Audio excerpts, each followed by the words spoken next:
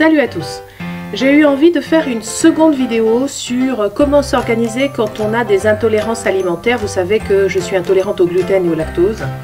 J'ai fait une première vidéo il y a une semaine, que j'ai mis en ligne il y a une semaine, pour vous montrer comment je fais pour constituer un stock de plats surgelés à avoir sous la main.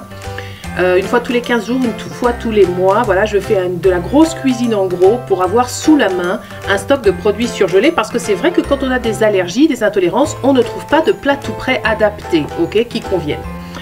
Et là, dans cette deuxième vidéo, je veux plus parler de mon organisation au quotidien, ok. Donc, on met à part le côté plats surgelés, et c'est plus comment je m'organise au quotidien pour avoir toujours quelque chose à manger et ne pas passer des heures et des heures dans ma cuisine, voilà. Donc, quelle est mon organisation? C'est toujours la même chose, c'est concentrer les opérations, en quelque sorte cuisiner en gros. C'est ma maman qui m'a appris ça. Et je veux vous montrer en détail comment ça se passe. Donc le dimanche, j'ai commencé le dimanche, je commençais à me filmer, j'ai eu l'idée de cette vidéo, je me suis dit je vais montrer ce que je fais. Donc j'ai commencé par faire, je cuisine une seule fois par jour et un point c'est tout. Donc je fais une grosse séance de cuisine quotidienne et je prépare un certain nombre de repas. Le repas du jour, puis 1, 2, 3 repas pour le lendemain, ça dépend. Donc si vous avez vu ma première vidéo, vous savez que je commence déjà par trier ma viande, par date de péremption. Donc là j'ai pris de viande, etc. Et ensuite, si je ne l'ai pas fait en rentrant des courses, ce que visiblement je n'ai pas fait, eh ben, il va falloir que je conditionne mes légumes. J'aime bien faire du conditionnement de légumes parce que ça c'est une astuce, c'est quelque chose de très important. Quand tous vos légumes sont prêts, vous allez beaucoup plus vite hein, et vous passez beaucoup moins de temps dans la cuisine. Donc là je conditionne mes légumes. Je vais conditionner tous les légumes que j'ai. Mais des fois, je conditionne surtout pour 3 ou 4 jours. Hein, parce que certains légumes, on ne peut pas les éplucher, les garder longtemps dans le frigidaire. Hein. Donc, je conditionne mes légumes pour 3, 4, 5 jours. C'est-à-dire que je les lave, je les épluche, je les coupe, etc. Ça, vous l'avez vu dans la première vidéo.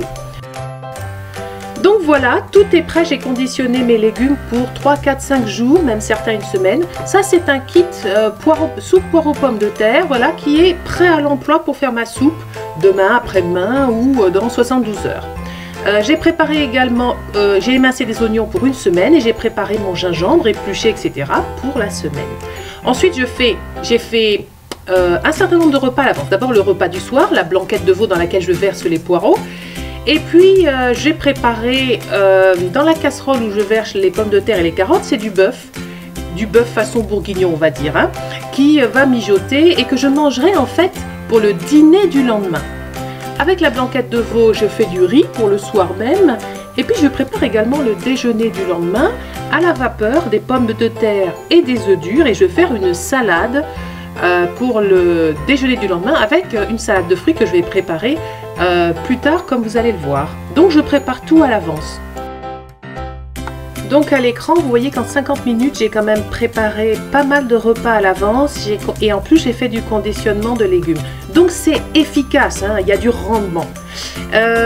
J'ai pris 15 minutes de plus pour m'occuper de mes fruits. Donc j'ai fait 2 salades de fruits qui seront que je vais manger avec mon époux le lendemain. Ça sera le dessert du déjeuner du lendemain. Et j'ai préparé mon petit déjeuner. C'est des graines de chia que j'ai mis à tremper dans le bol rouge.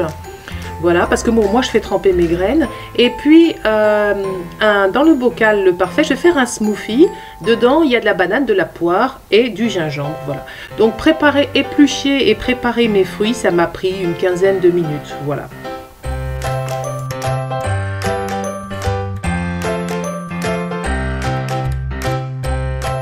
Donc pour résumer, le soir même, au dîner, on avait du sauté de veau façon blanquette avec du riz, voilà. Et j'ai pu congeler une part, mais enfin c'est pas l'objet de cette vidéo, mais c'était pour dire que je fais toujours ma part en plus. Le lendemain matin, lundi, donc au petit déjeuner, bah, c'était simple, j'avais déjà tout préparé la veille et c'est pour ça que je vous dis que c'est hyper efficace. Donc j'ai fait mon smoothie, le temps de préparation 5 minutes, enfin le temps de verser mes fruits mes ingrédients dans mon mixeur et d'appuyer sur le bouton. Franchement, voilà, je peux pas, c'est pas vraiment du travail, hein, ça va. Et c'est pour ça que je vous dis que cette technique de faire la cuisine une seule fois par jour, elle est efficace. Vous gagnez énormément de temps, vous avez toujours quelque chose de prêt, c'est simple et il n'y a pas de prise de tête avec les repas, hein.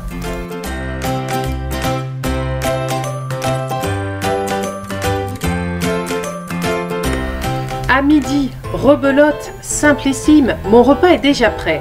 En fait, ça m'a pris combien de temps? 8 minutes exactement. J'ai mis moins de 10 minutes, mais 8 minutes. Qu'est-ce que j'avais à faire? À recouper mes pommes de terre que j'avais laissées au frigidaire avec mes œufs durs. Et ce qui m'a pris le plus quand même de temps, c'est écailler les œufs, hein.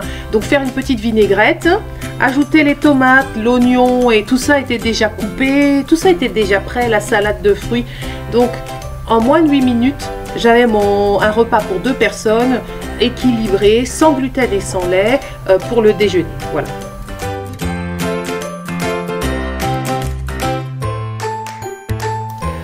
Donc pour le dîner, tout est prêt. En fait, l'opération pour le dîner, je vais que faire de la cuisson et du réchauffage. Donc je vais faire chauffer ma soupe et je vais faire mijoter mon bœuf. Néanmoins, je fais quand même ma séance quotidienne de cuisine en gros. Pour préparer mon petit déjeuner du lendemain et mon repas du lendemain, hein, mon déjeuner du lendemain. J'aurais pu faire aussi le dîner, mais j'en avais pas envie. Donc du coup, j'ai fait que 20 minutes de cuisine en tout. Donc là, vous voyez défiler à l'écran la préparation de mon petit déjeuner. C'est de l'avoine sans gluten qui va rester avec du lait d'amande et du lait de coco toute une nuit. Et par-dessus, je mets des fruits rouges surgelés, voilà. Et je laisse mon bocal et le lendemain, j'ai mon pudding à l'avoine qui est prêt, voilà. Ensuite, qu'est-ce que j'ai fait? J'ai préparé une sauce à tout faire parce que demain midi, je vais manger des pâtes sans gluten. Donc, je prépare une base de sauce tomate avec des oignons déjà coupés, un jus d'orange, de l'ail, des tomates concassées en boîte. Ça demande très peu de travail, hein, voilà. De l'origan, je laisse mijoter tout ça, j'assaisonne et demain, j'ajouterai du thon à l'intérieur, voilà. Ensuite, je prépare une salade. Les tomates sont déjà lavées, j'ajoute juste une boîte. Donc deux boîtes, maïs et cœur de palmier. Et mon repas pour demain midi est prêt pour 2 personnes.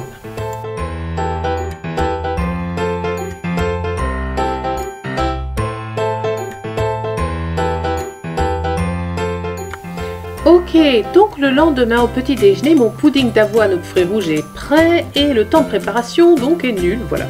En fin de matinée, je suis allée faire les courses parce que il fallait voilà, refaire rentrer des commissions et notamment des fruits et des légumes frais. Mais j'avais aucun souci pour le midi puisque mon repas était déjà quasiment prêt, hein, et c'est pour ça que je vous dis c'est pratique, hein. Donc j'avais déjà ma salade de tomates, cœur de palmier, maïs. J'ai fait des fusilli barilla et j'ai fait à la sauce au thon. Donc c'est très simple, ça m'a pris 11 minutes, c'est-à-dire le temps de cuisson des barilla sans gluten.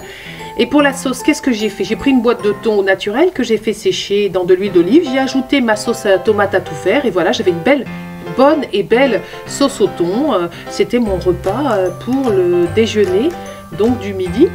Et c'est vrai que quand on rentre des courses, bon, c'est bien d'avoir quelque chose qui se prépare rapidement comme ça, hein. Donc le soir, j'avais donc ma séance de cuisine unique, quotidienne à faire. Et là, ça va être une grosse séance parce que j'ai fait les courses le matin. Donc, il faut que je conditionne mes légumes.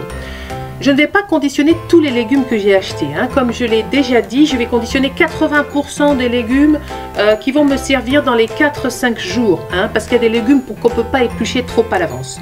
Donc voilà, j'ai bien travaillé, ça prend du temps, hein. Donc voilà tout ce que j'ai fait. J'ai conditionné plein de légumes qui sont prêts à l'emploi. J'ai lavé mes salades, je les ai essorées, j'ai haché mon persil, etc. etc. J'ai grillé des poivrons. Enfin, j'ai tout conditionné. Et je voudrais vous dire une petite chose, quand vous faites comme ça, prévoyez des repas rapides et faciles à faire pour le soir et pour le lendemain, parce que c'est un gros travail, hein. J'ai fait des kits, vous savez que j'aime bien les kits tout prêts, donc ça c'est un kit par exemple pour faire le couscous, hein. Mes légumes à couscous étaient à l'intérieur. J'ai préparé mon petit déjeuner pour le lendemain, donc c'était du muesli, voilà, donc avoine, raisins secs, bananes, pommes et amandes concassées. Il n'y a plus qu'à mettre un lait végétal dessus ou un yaourt au soja et le petit déjeuner est prêt. Donc là, ce soir-là, j'ai fait un dîner simple et rapide. J'ai fait des spaghettis de courgettes, là, comme vous voyez, au wok, avec du filet de poulet aux herbes de Provence. Donc j'ai fait quelque chose de simple et de rapide. Et pour le lendemain, j'ai rien préparé parce que j'ai prévu de faire des moules marinières et des frites surgelées. Je vous conseille, le jour où vous faites un gros conditionnement de légumes comme ça, de prévoir donc des repas simples et rapides, ok? Parce que le conditionnement de légumes, c'est un petit peu long. Donc le soir même, nous avons mangé les spaghettis de courgettes et le filet de poulet poêlé, voilà, que vous voyez donc à l'écran.